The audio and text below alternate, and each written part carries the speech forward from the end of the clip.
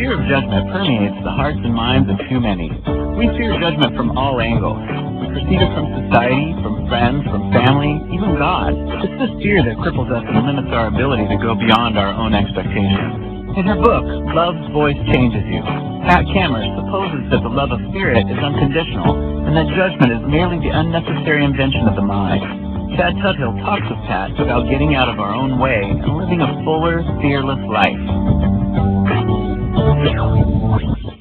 What is the definition of your use of the word patter? Well, patter is a script taken from hypnosis. It's a script that simply gets into the subconscious mind and changes it for the better. So it's a little quirky thing, Pat's patter. And you wrote that there are different ways to connect with spirit. It can be visual through imagination or kinetic, making itself known as a feeling or even audio. How can people know the difference between the voice of the ego and the voice of spirit? Well, the voice of spirit is calm and certain and loving and peaceful.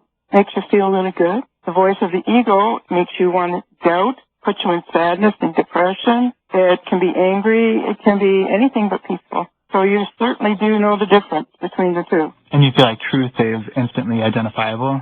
Well, it is to me.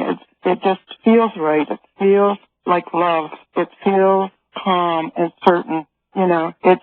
It's a feeling for me. I can see visually. I can feel all kinetically. I'm all of those, but mostly I hear the voice, and it gives me great peace. It has in uncertain times and times when I was really cornered and didn't know where to turn. It led me easily and effortlessly. Can you explain the difference between the AIA Club and the APAS Club? Well, the AIA, ain't it awful? And people in the world are afraid. They see things in the world that are chaos and murder and war and all kinds of, and they're constantly pouring ain't it awful on it. And I like to say all problems are solved, and that's the other feeling I have about it, because if you look at the solving of it, you can be the part of the answer rather than part of the problem. You identify a major problem for us when you say we forget the simple truth that can save us from ourselves. Perception makes the difference between feeling safe or threatened. Can you expand a bit about the importance of perception? Well, how you perceive is how you believe, and your beliefs have been brainwashed into you since you were born, and really they're not even your beliefs or your thoughts. I believe right now that we need to shift with the shift and see things differently. Otherwise, we're going to keep on creating what we perceive. And we give everything the definition it has. Nothing means anything till we tell it what it means when you think about it. Well, and going further into the whole brainwashing phenomenon, you say that the unspoken message we hold in mind is, I love you if you measure up to my standards. Meet my expectations, obey my version of what love looks like, and you're in. If you do not, then you're out.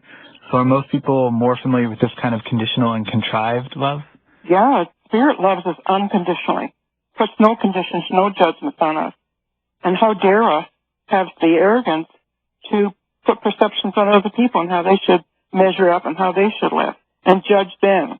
What right do we have to go and fix people according to our standards when there are no standards but spirit standards, and the spirit has unconditional love? And we're to learn now unconditional love, and I think that's why things keep happening.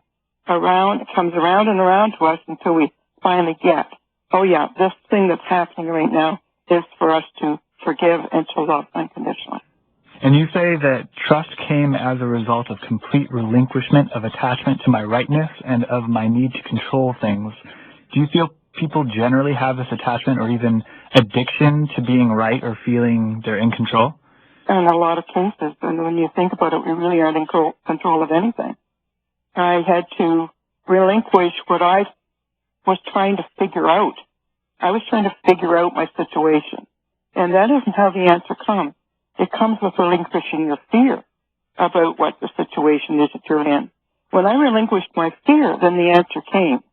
And until I did that, it failed me. It was always me trying to figure it out, always trying to control the situation. I think you illustrate the importance of living in the present in a great way when you say, what would we do with our nows once we understand that now is all we have? Would we spend it worrying? I hope not. We are much too serious about life. Yes, we're living in a drama. I call it Shakespeare's drama. Right. Yeah.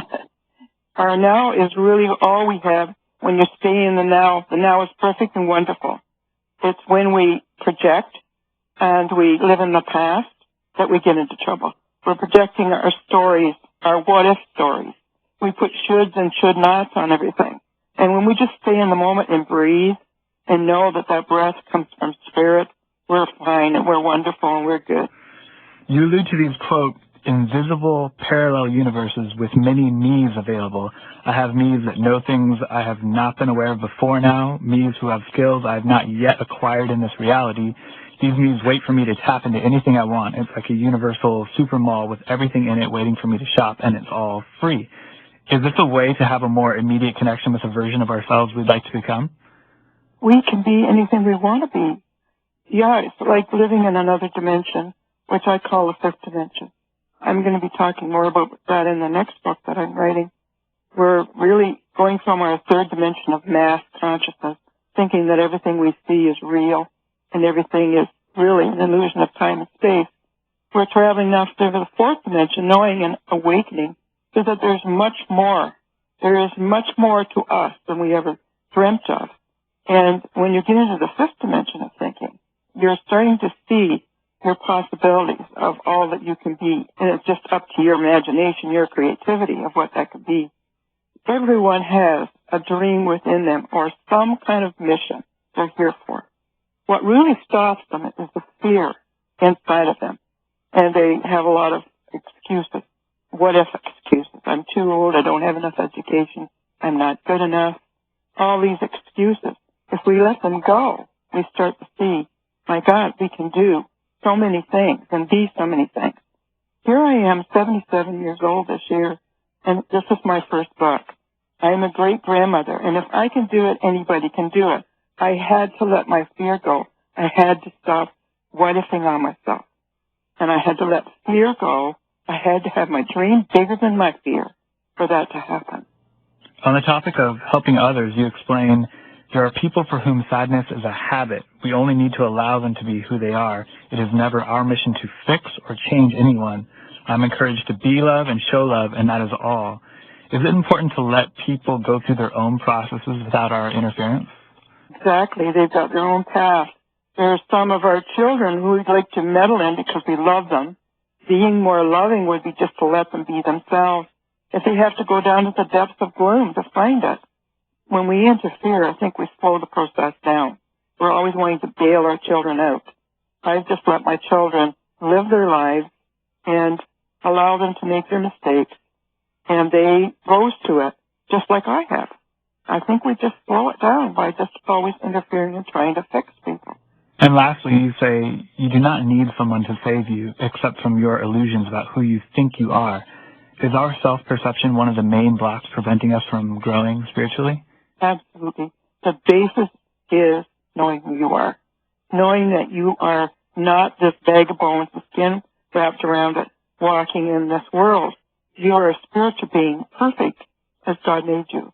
I stand in front of the mirror and I say, Pat, I love you. And at first the answer came back, yeah, right. You don't know you like I know you. But you're not really talking to the image. The spirit behind those eyes that looks at your image is the one talking. The spirit is in you. The one that's in you has all the answers. Where you'll find the truth is inside of you, not in the outside world. And you got out of your own way to write this book. Right, I sure did.